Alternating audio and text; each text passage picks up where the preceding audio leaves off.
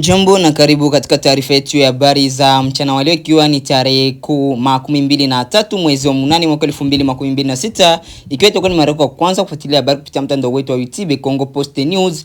Hakikisha unajiabonea na comment, vile vile una partage ili wengine waendelee kupata habari zetu za kila siku kupitia mtandao wetu wa YouTube. Jina langu ni Edi George, nikiendelea kutangaza kila siku kupitia mtandao wetu wa YouTube Congo Post News. Wala unaweza kutuandikia kwa namba ambayo inaendelea kwenye video, kwenye picha, na ukatujuza unaendelea kufuatilia ukiwa sehemu gani, na hapo unaweza ukatupatia maoni yako aiza mapendekezo yako. Congo Post News inaendelea kupatia habari kila siku, asubuhi, mchana na magharibi, na kila siku tuko wazi kwa kupatia taarifa ya habari kutoka mashariki mwa Jamhuri ya Kidemokrasia ya Kongo na nje ya nchi ya DRC, yani habari za kimataifa. Karibu katika taarifa yetu ya habari za jioni. Karibu. Tuanze na habari kutoka mashariki mwa Jamhuri ya Kidemokrasia ya Kongo, ambako mapigano mapya yameripotiwa mapema tarehe 23 mwezi wa 8 mwaka 2026 katika eneo la Malimba kwenye mimili ya Masongo katika nyanda za juu za Uvira mkoani Kivu Kusini, huko mashariki mwa Jamhuri ya Kidemokrasia ya Kongo. Kwa mujibu wa taarifa zilizotolewa kutoka eneo hilo,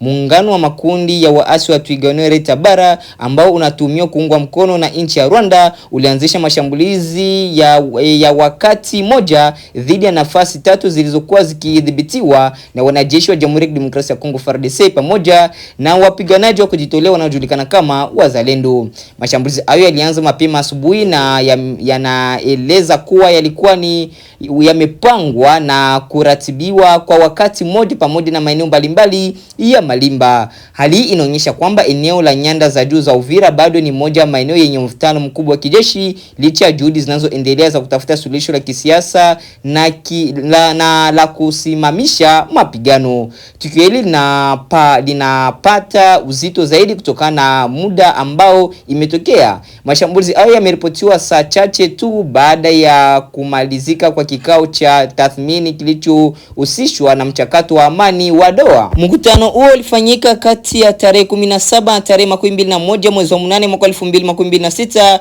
ulihusisha tathmini ya hatua zilizopingwa, mafanikio yaliyopatikana pamoja na changamoto zinazokabili utekelezaji wa makubaliano yanayolenga kupunguza mapigano eneo la mashariki mwa Jamhuri ya Kidemokrasia ya Kongo. Miongoni mwa masuala muhimu yaliyokuwa yakijadiliwa ni utekelezaji wa utaratibu wa kusimamisha na kufuatilia usitishaji wa mapigano. Hata hivyo, matukio ya Mlimba na yanaibua tena maswali kuhusu ufanisi wa utaratibu huo, hasa ikiwa mashambulizi yanaendelea kutokea katika maeneo yenye mvutano. Kwa lugha rahisi, changamoto kubwa sasa sio tu kufikiwa makubaliano kwenye meza ya mazungumzo, bali pia kuhakikisha makubaliano hayo yanatekelezwa na wahusika wote walio kwenye mstari wa vita au kwenye uwanja wa vita. Mashambulizi ya Malimba yanaweza pia kuonyesha hali ya usalama katika maeneo ya nyanda za juu za Uvira kama bado ni mbaya sana, yani hali huko bado ni mbaya sana. Eneo hili lina muhimu mkubwa wa kimkakati kutokana na nafasi yake ya kijiografia na uhusiano wake na maeneo mengine yenye migogoro katika eneo la Kivu Kusini. Kwa upande wa wakazi, mapigano ya aina hii inaweza kuongeza hofu, kusababisha watu kuondoka maeneo yao na kuvuruga shughuli za kawaida za maisha. Katika maeneo ambayo tayari yameathiriwa na migogoro kwa muda mrefu, kila wimbi jipya la mapigano huongeza changamoto ya kibinadamu, ikiwa pamoja na usalama wa raia na upatikanaji wa huduma muhimu. Hata hivyo, ni muhimu kutambua kwamba taarifa kuhusu mapigano haya zinatokea katika mazingira ya vita, ambako kila upande unaweza kutoa maelezo yanayotofautiana kuhusu ukubwa wa mashambulizi, maeneo yaliyolengwa, vifo au udhibiti wa maeneo. Kwa hiyo taarifa kuhusu matokeo kamili ya mapigano ya Malimba zinahitaji kuthibitishwa na vyanzo huru kabla ya kutoa hitimisho kuhusu hasara au mabadiliko ya udhibiti wa maeneo. Kwa mtazamo mpana, kinachoendelea Malimba kinaonyesha pengo linaloweza kuwepo kati ya diplomasia na hali halisi kwenye uwanja wa vita. Wakati viongozi na wawakilishi wakijadiliana kuhusu kuhusu amani na usitishaji wa mapigano yanaweza kuendelea katika maeneo ya mbali na meza ya mazungumzo. Hii ndiyo sababu ya utekelezaji wa mfumo wa ufuatiliaji wa usitishaji wa mapigano unakuwa muhimu sana. Bila mfumo wenye uwezo wa kufuatilia ukiukwaji kutambua na kuwajibisha wanaokiuka makubaliano ya kisiasa inaweza kubaki kwenye karatasi bila kuleta mabadiliko makubwa kwenye watu katika maeneo ambako watu walipo au kwenye uwanja wa vita. Kwa sasa macho yanaelekezwa katika eneo la Malimba na nyanda za juu za Uvira, huku ikisubiriwa taarifa zaidi kuhusu hali ya usalama baada ya mashambulizi hayo ya asubuhi.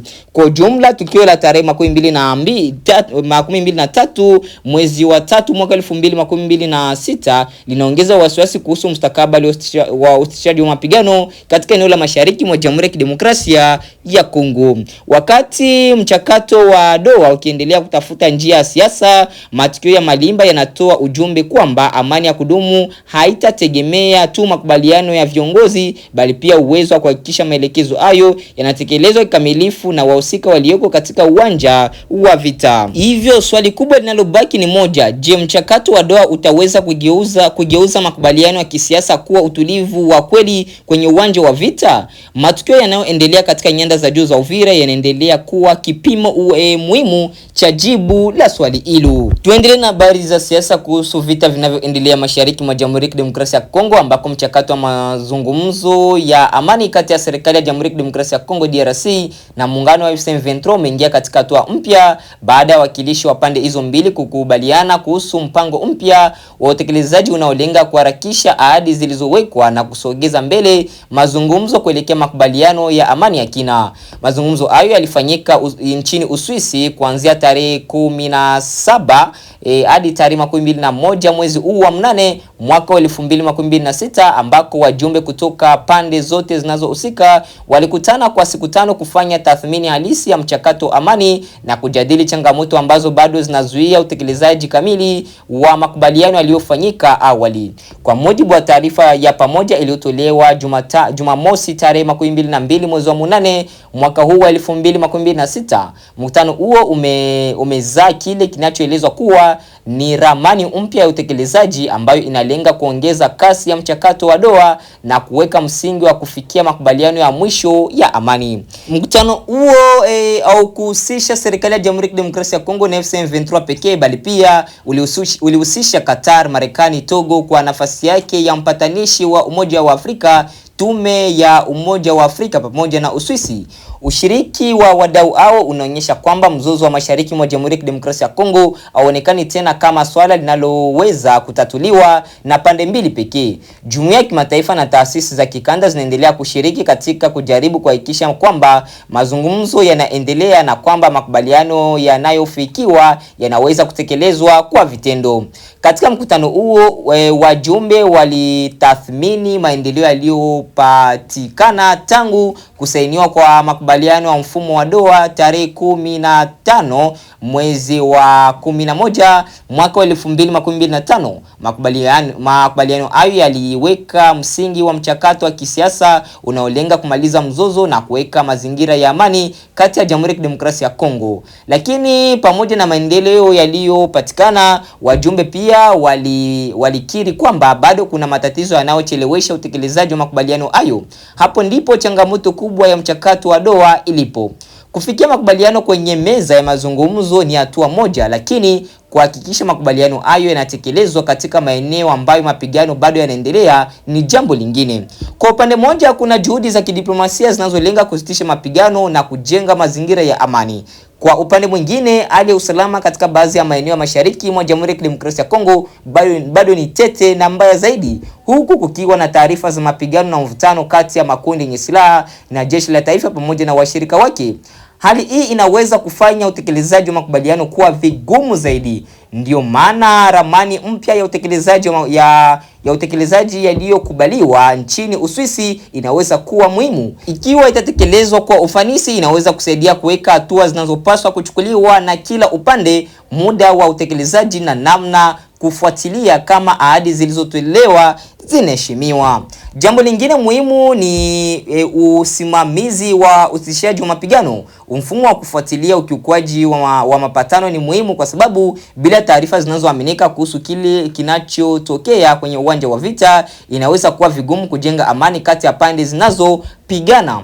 Kwa hiyo mchakato wa sasa unaonekana kuingia kati awamu ambayo haitapimwa tena kwa idadi ya mikutano iliyofanyika, bali kwa matokeo yanayoonekana kwa watu walioathiriwa na vita. Kwa raia wa mashariki mwa Jamhuri ya Kidemokrasia ya Kongo, matarajio makubwa ni kuona mazungumzo yakigeuka kuwa utulivu wa ukweli. Wananchi wanaoama kutokana na mapigano, familia zinazotenganishwa na vita na jamii ambazo zimeishi kwa muda mrefu katika mazingira ya hofu zinahitaji zaidi taarifa za kisiasa kuhusu makubaliano.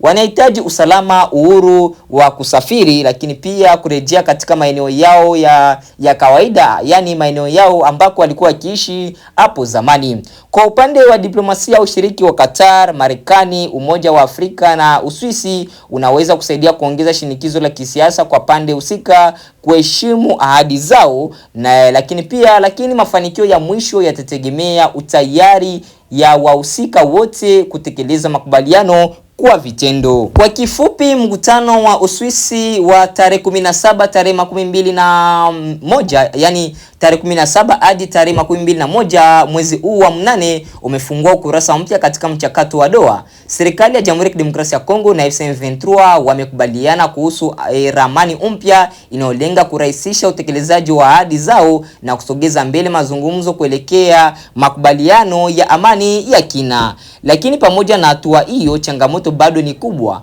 Kinachofuata sasa ni kuona kama ramani hiyo mpya itaweza kuvuka kutoka kwenye karatasi na kuonekana katika eneo la mashariki mwa Jamhuri ya Kidemokrasia ya Kongo au huko kwenye uwanja wa vita. Kwa hiyo hatua inayofuata ndio muhimu zaidi. Utekelezaji, ikiwa ahadi zitaheshimiwa na usitishaji wa mapigano utasimamiwa kwa ufanisi, mchakato wa Doha unaweza kuwa hatua muhimu kuelekea kumaliza mzozo. Lakini ikiwa mapigano yataendelea na makubaliano yasitekelezwe, imani katika mchakato huo inaweza kudhoofika zaidi. Macho sasa yanaelekezwa kwenye hatua zitakazochukuliwa baada ya mkutano huu na kama ramani mpya ya Doha itaweza kuleta mabadiliko yanayoonekana katika eneo la mashariki mwa Jamhuri ya Kidemokrasia ya Kongo. Na habari kutoka mashariki mwa Jamhuri ya Kidemokrasia ya Kongo, ambako hali ya usalama katika eneo la Kivu Kaskazini nchini Jamhuri ya Kidemokrasia ya Kongo inaendelea kuwa ya wasiwasi baada ya taarifa kutoka vyanzo vya eneo hilo kusema kuwa Remeka katika groupement ya Ufamandu eneo la Masisi imeanguka mikononi mwa waasi wa M23. Tukio hilo limeripotiwa kutokea Ijumaa tarehe 21 mwezi wa 8 mwaka 2026 kufuatia mapigano makali kati ya wapiganaji wa M23 upande mmoja na vikosi vya jeshi la DRC FARDC pamoja na wapiganaji wa kujilinda wanaojulikana kama Wazalendo.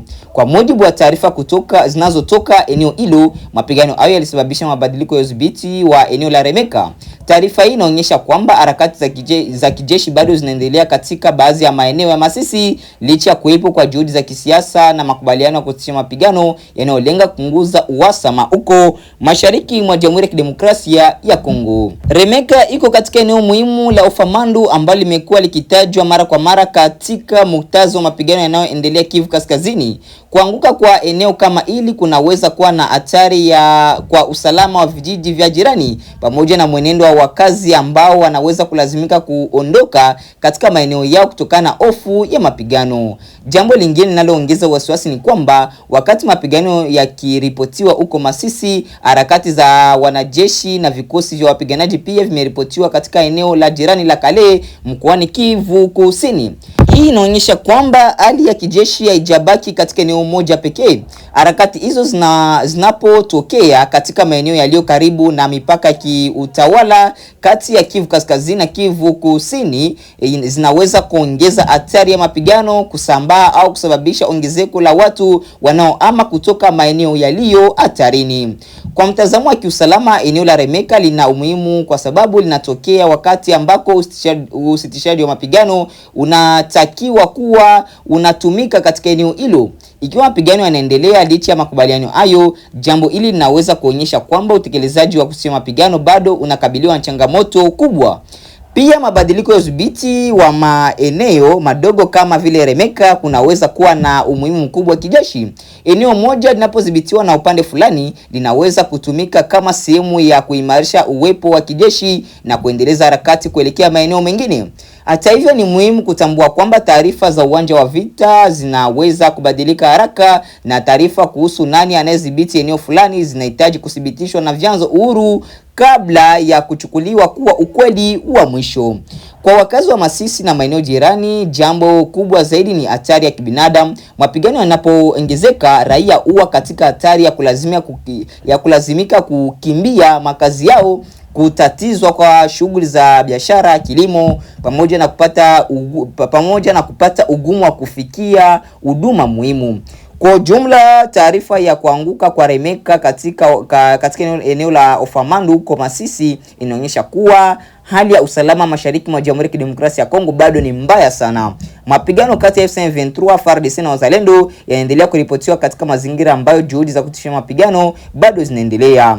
Kinachofuatiliwa sasa ni kama mapigano yataendelea kuelekea maeneo mengine ya Masisi na Kale, au kama pande zinazohusika zitaweza kuheshimu kikamilifu usitishaji wa mapigano na kurudi kwenye njia ya mazungumzo. Kwa sasa usalama wa raia na kuzuia kuenea kwa mapigano ndiyo changamoto kubwa zaidi inayowakabili wa raia. Nani hapo ndipo tunapohitimisha matangazo yetu ya habari ya siku ya leo, ikiwa ni tarehe 23 mwezi wa 8 mwaka 2026. Cha kukumbusha ni hakikisha una subscribe, like, comment na kushare, na kwa kile kingine tunasema unajiabonona na comment vile vile una partager, ili wengine ndio kupata habari zetu kupitia mtandao wetu wa YouTube. Kongo Post News tunaendelea kupatia habari za asubuhi, mchana na vile vile za magharibi kwa ujumla. Wapendwa wasikilizaji na watazamaji, unaweza ukatuandikia kwenye namba ambayo inaendelea kwenye video, kwenye picha, na ukatujuza unaendelea kufuatilia ukiwa sehemu gani, na hapo unaweza ukatupatia maoni yako aidha mapendekezo yako.